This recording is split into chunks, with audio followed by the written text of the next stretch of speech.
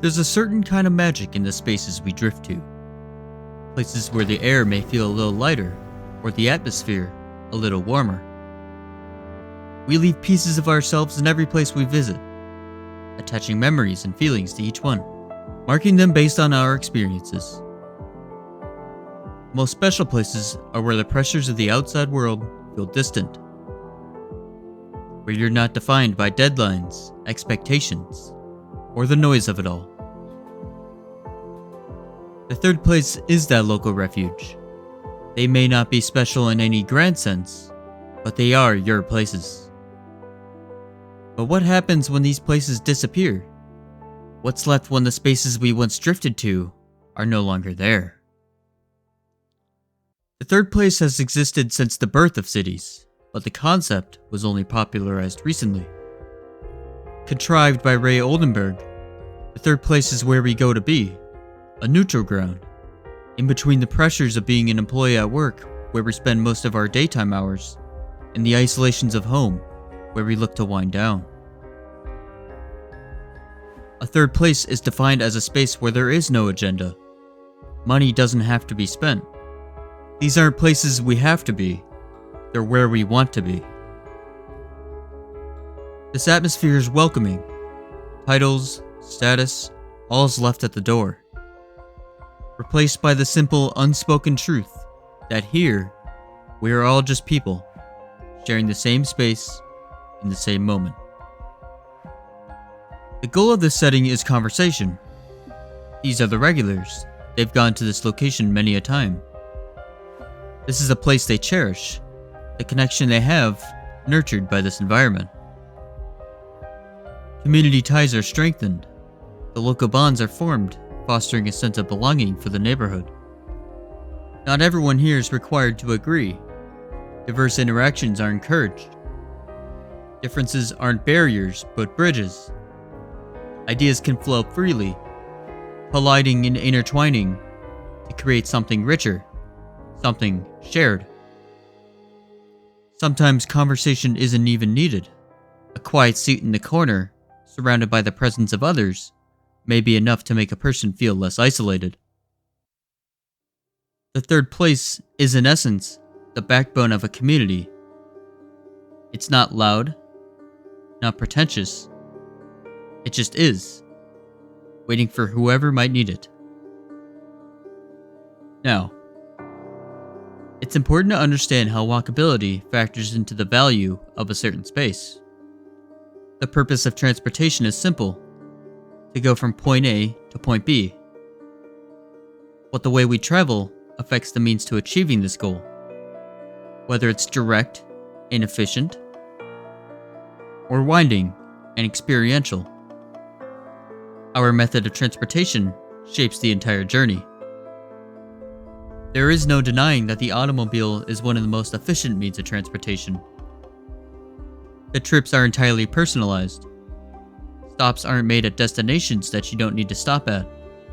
Your route is more individualized. You can cut through certain parts of town. You are not beholden to the fixed routes of public transportation. And finally, speed. Add all of these factors up, and it's no wonder why the car has become the most dominant form of transportation in America. But what if efficiency isn't everything? Perhaps we need to rethink what it means to be a human moving through space.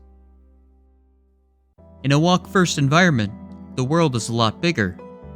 The time it takes to cover one block is much longer, but you'll take in a lot more. The person who you walk past on your commute every day, the mom and pop general store, and the place where your community gathers. In a car-centric environment, you don't appear anywhere. You will arrive, most likely a lot faster than other means. But this often comes at the expense of our sense of belonging. A quiet, unmeasured loss in a world that undervalues its worth. Before going further, it's essential to unravel the difference between a space and a place. A space is the vast and undefined.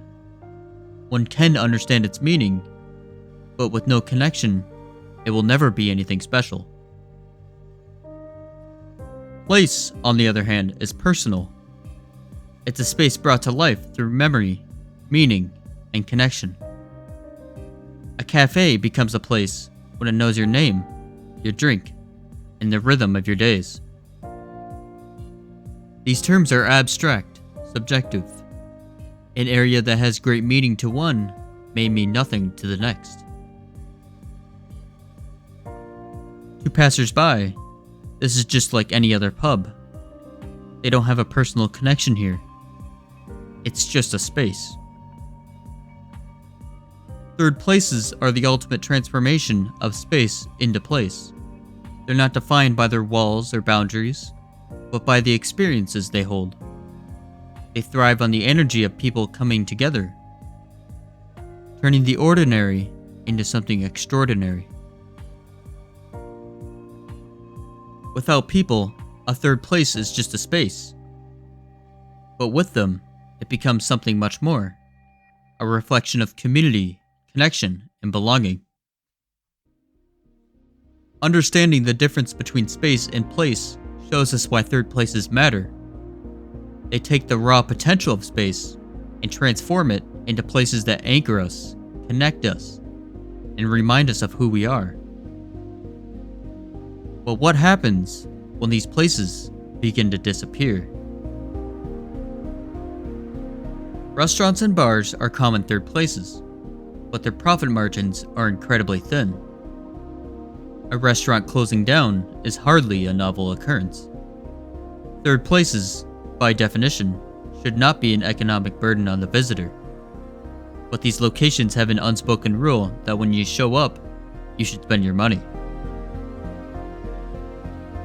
Rising rents and further economic pressures have created an environment where these places require your dollar. They also find themselves competing with the ever-growing pull of digitization. People are finding their community online, and for better or for worse, they may not see a need to congregate in any specific location.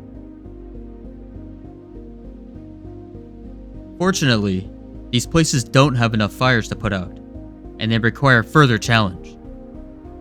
So to add fuel, the continued requirement of owning a car in America has made the third place obsolete. You must intend to go to this location. You can't just end up there on your commute. All of this has accumulated into the vanishing of the third place. It's been stripped of its essence, reduced to little more than a shadow of what it's supposed to represent. The vanishing of the third place has left something fragile in its wake. Community bonds unraveled and local culture faded away. It's in these places traditions were born. Stories from neighbors were told. Without them, a vital thread in the fabric of a community begins to fray. These were the spaces where the character of a community came alive. The quirks and nuances that make it a place are smoothed over and replaced by sterile, predictable chains. As these places vanish, so too does the sense of place that makes a neighborhood more than just a collection of streets and buildings. As these gathering spots vanish, isolation deepens. Days become quieter, and one sense of belonging will grow dim. This is about the loss of choice to be with others. The vanishing of third places doesn't just take away a physical location, it removes the opportunities for unplanned encounters, the small sparks of connection that make a day feel whole. Loneliness is at an all-time high. There are external factors at work, and maybe the third place isn't this magic bullet that could solve this complex problem. What makes one person filled with a sense of belonging could make another lonely. But lifting these places up certainly couldn't hurt. There are so many experiences that one sees in their day-to-day. To have a gathering space where a local community meets up and shares these experiences could have an effect beyond the comprehension of scientific research. The third place isn't just a backdrop to life, it's where life unfolds in its simplest, most beautiful form. As these areas dissolve, something intangible is lost with them, a sense of community, contribution to others.